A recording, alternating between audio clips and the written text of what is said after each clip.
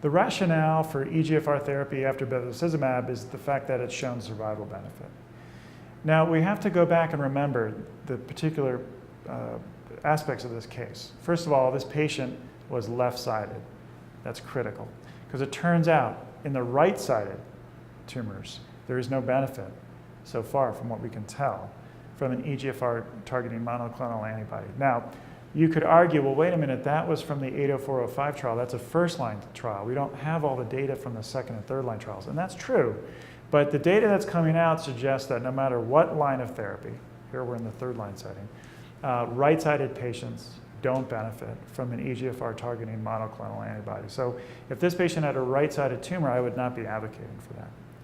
Secondly, this patient is RAS wild type, KRAS wild type, NRAS wild type, and this was done through NGS, so we know that we've checked not just codons 12 and 13, but we've checked other ones such as 61, 46, et cetera.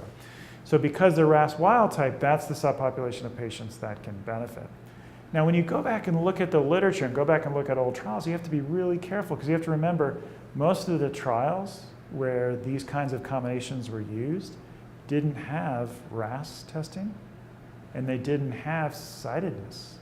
So a lot of the patients in the trials shouldn't have been on the arm that they got. So you had right-sided patients who were RAS mutated who got cetuximab in some of those studies where these drugs were first being given. So it gets a little tricky. If you go back to the literature and start looking up studies, you have to be very careful about extrapolating data from the RAS ignorant, sidedness ignorant kind of older studies to what we know now, which is you really want to give those drugs to left-sided and RAS wild-type patients. And I think there'll be more and more data coming out with more kind of contemporary patient data sets. But surprisingly, despite the fact that all these patients were misassigned, really, so all these right-sided and RAS-mutated patients were getting this stuff, they still showed survival benefit. So again, there's level 1 evidence, and there are FDA-approved package inserts to say this is the setting where an EGFR inhibitor should be used. By the way, we could have used it in the first-line setting. In fact, the FIRE3 trial out of Germany suggested that maybe there's some benefit to using it first. Biologically, what's going on when you take bevacizumab first and then take cetuximab later versus vice versa, that is not very well understood. There's been some laboratory-based papers suggesting maybe there's some benefit to, depending on how you order those things, but that's all very theoretical at this point.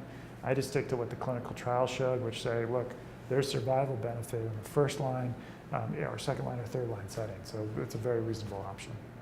For this patient, in terms of what treatment to choose, many different options here. In a 71-year-old who's gotten over a year of chemotherapy, I'm not sure I would continue the irinotecan, but it's, again, if the patient looks good performance status, tolerated it well, you definitely could use it. But oftentimes in this third line setting, I'm starting to see patients get kind of beat up. I'm starting to see them get sick of coming to the infusion center, feeling nauseous or whatever those side effects are. So I often would turn to a singlet in this case. So you could use panitumumab or cetuximab alone.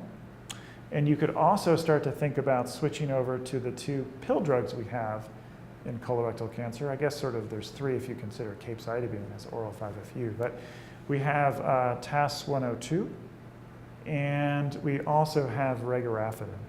And both of those would be reasonable choices. Both of them are labeled for the third line setting and above. And so, as I said, with the first and second line, again, you have options. There's many different things you can do depending on how your patient is doing. Sometimes insurance coverage makes a difference because these pills come out of the prescription plan, and 20% of a lot of money is still a lot of money.